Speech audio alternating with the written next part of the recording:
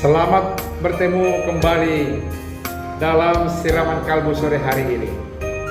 Sebelum saya menyampaikan firman Tuhan buat kita, izinkan saya menyapa Bapak Ibu, saudaraku yang kekasih, saudara sebangsa dan setanah air yang bergembira pada hari ini karena kita merayakan ulang tahun yang ke-75 Negara Kesatuan Republik Indonesia yang kita cintai ini. Saya mengajak Bapak Ibu untuk mengatakan merdeka selama 3 kali. Merdeka, merdeka, merdeka.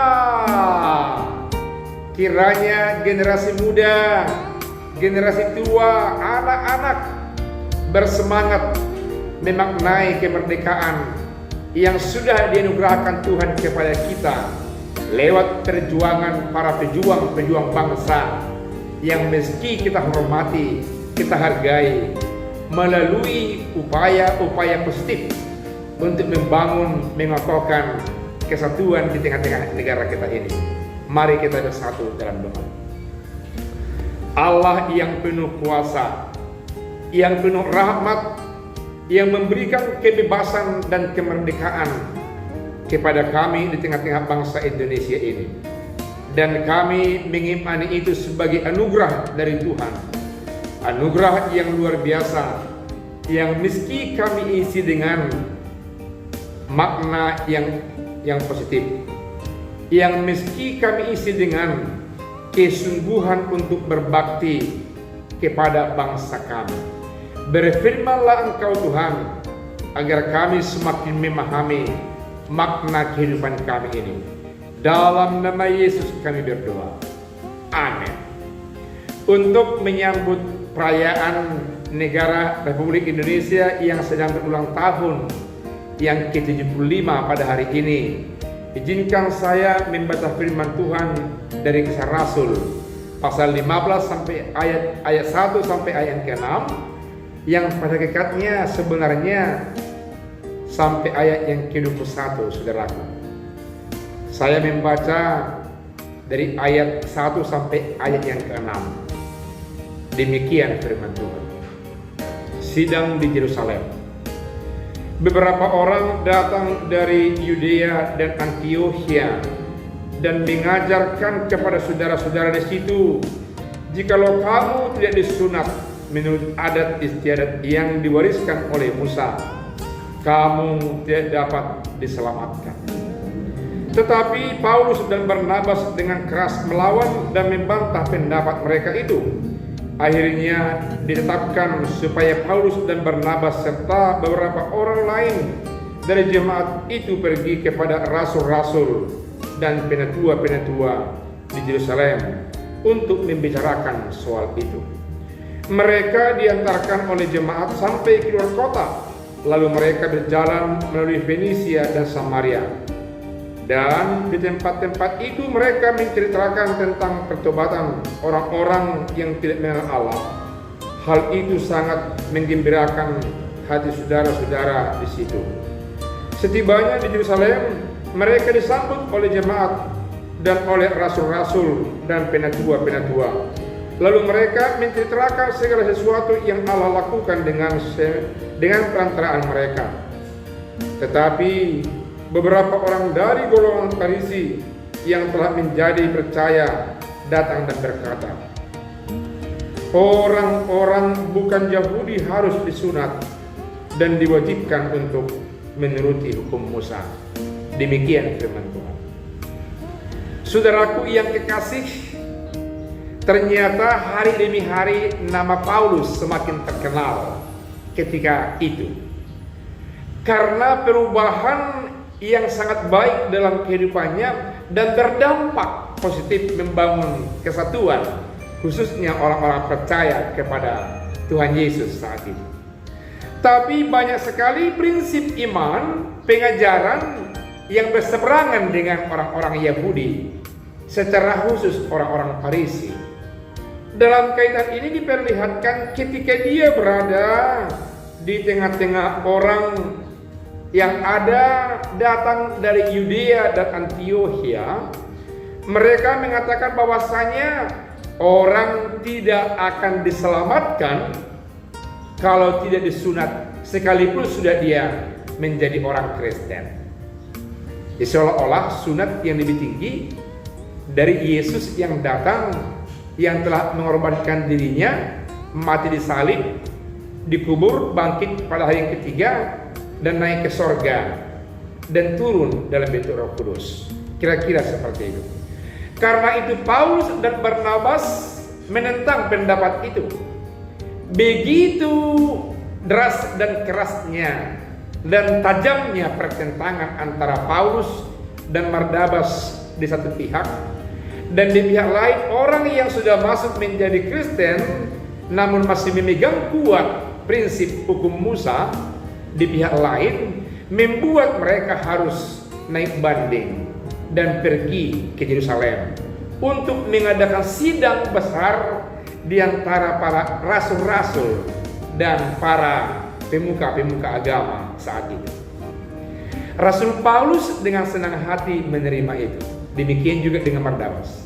Karena dengan adanya forum diskusi itu, Rasul Paulus akan mampu untuk mentransformasi pemahaman yang tidak baik menjadi baik. Rasul Paulus yang adalah lolosan dari Universitas Gamaliel, yang sudah ahli di bidang hukum, yang sudah ahli tentang perjuangan misi Allah dalam nama Yesus, dengan teliti dan baik dan detail akan mampu untuk menjelaskan itu. Pendek kata, Rasul Paulus bersama Barnabas pergi ke Yerusalem melalui kota Fenisia dan juga dari Samaria. Mereka berkesempatan menjelaskan makna Injil dalam nama Yesus. Dan banyak orang yang senang sekali bertemu dengan mereka, baik tua-tua, kalangan muda, orang elit dengan yang lain, dan banyak yang bertobat di sepanjang jalan sebelum mereka sampai ke kota Yerusalem. Saudaraku yang kekasih, sama halnya ketika mereka sudah resmi masuk dalam persidangan di kota Yerusalem. Sesudah sidang resmi, pembicaraan tunggal tentang sunat menyelamatkan atau tidak, atau Yesus yang bangkit itu yang menyelamatkan, dibuka resmi, muncul pertentangan sengit. Banyak pendapat-pendapat yang seolah-olah masih berpegang kuat kepada hukum Yahudi, hukum Musa, yang menekankan sunat merupakan kunci akhir untuk menyelamatkan setiap orang.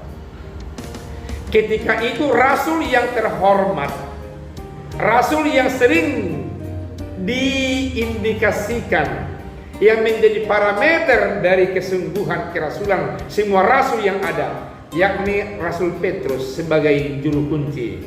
Dia berdiri dan menjelaskan bahwa Injil akan saya beritakan lewat mulutku untuk membuat orang banyak percaya, dan anugerah yang dari Allah lah membuat setiap orang percaya menjadi diselamatkan dalam nama Yesus, bukan oleh karena sunat atau oleh karena peraturan keyahudian. Dalam kaitan ini, Rasul Petrus mau membenarkan apa yang disampaikan oleh Paulus bersama dengan Barnabas. Paulus mengatakan bahwasanya saya dipilih oleh Kristus Yesus menjadi rasul untuk semua bangsa, bukan hanya untuk orang Yahudi, tapi termasuk untuk non-Yahudi, agar mereka menerima Injil keselamatan, dibebaskan dari penjajahan pemahaman akan hukum yang menekan, hukum yang tidak membebaskan, yakni hukum keyahudian. Namun pada saat itu kelihatannya Rasul Paulus masih kalah posisi, sehingga Petrus mengatakan hal yang sama, bahwa Roh Kudus Allah diberikan Allah tidak terbatas hanya kepada orang Yahudi, tapi itu semua melingkupi semua bangsa-bangsa, dan semua bangsa-bangsa oleh karya Allah dalam nama Yesus dimungkinkan bebas, lepas dari penjajahan apapun di tengah-tengah dunianya, dan merdeka bersama Kristus, diikat dengan cinta kasih, merdeka dalam cinta kasih, merdeka melakukan kebenaran dan keadilan di dalam cinta kasih yang dari Allah dalam nama Yesus Kristus. Belum cukup hanya sampai di situ, muncul lagi Rasul Yakobus menjelaskan. Rasul Yakobus menjelaskan, memperkuat apa yang dikatakan oleh Barnabas dengan Paulus, dengan Petrus. Dia menjelaskan semua karya penginjilan yang dilakukan oleh Paulus dan Barnabas, meyakinkan orang banyak di persidangan itu bahwa Rasul Paulus tidak perlu diragukan kerasulannya, dan sudah banyak orang yang bertobat dibuatnya karena memberitakan berita sukacita, berita Injil mulai dari Antioquia, Samaria, Damsyik dengan yang lain. Dengan berita itu banyak orang yang percaya dan menerima Rasul Paulus, menjadi masuk dalam kesatuan mereka sebagai rasul. Dan akhirnya mereka sungguh-sungguh bersepakat menerima usul dari Yakobus yang mengatakan, biarlah kita buat surat edaran kepada bangsa-bangsa yang belum mengetahui tentang berita Kristus, dan kepada mereka dihimbau supaya tidak memakan makanan yang haram seperti yang diajarkan oleh Musa.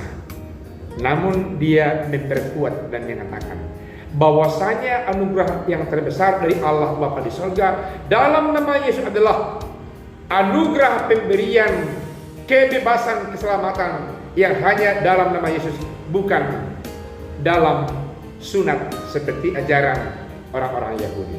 Saudaraku yang kekasih, anugerah terbesar buat bangsa Indonesia adalah anugerah kebebasan dari penjajahan. Telah memperoleh satu anugerah membuat kita bebas berpikir, bebas berbicara, bebas memperoleh pendidikan, bebas bereksistensi dalam rangka mendukung yang baik, membangun negara dan bangsa kita. Bukan berarti bebas sebebas-bebasnya. Bebas tapi diikat oleh aturan yang baik. Bebas tapi dalam kerangka berbangsa yang ditata oleh aturan berbangsa di tengah-tengah negara kita ini. Oleh karena itu, saudara yang kekasih, firman Tuhan ini mendorong kita juga memberikan kebebasan yang sejati kepada sesama kita. Jangan lagi ada penindasan di tengah-tengah bangsa kita ini. Jangan ada lagi perbudakan di tengah-tengah keluarga di sana sini di tengah-tengah bangsa kita ini. Berikan warna-warni yang merdeka, yang bebas dari penjajahan, karena Tuhan sendiri sudah membebaskan kita, menganugerahkan kebebasan dalam nama Yesus. Namun demikian, saudaraku yang kekasih, perlu kita catat, bebas bukan berarti tanpa keterikatan. Keterikatan kita adalah keterikatan dalam cinta kasih, mengejar, membangun, membuat yang baik, yang menyenangkan banyak orang, menyenangkan hati Tuhan. Itulah senantiasa yang menjadi pusat kehidupan kita sebagai orang yang diselamatkan dalam nama Yesus.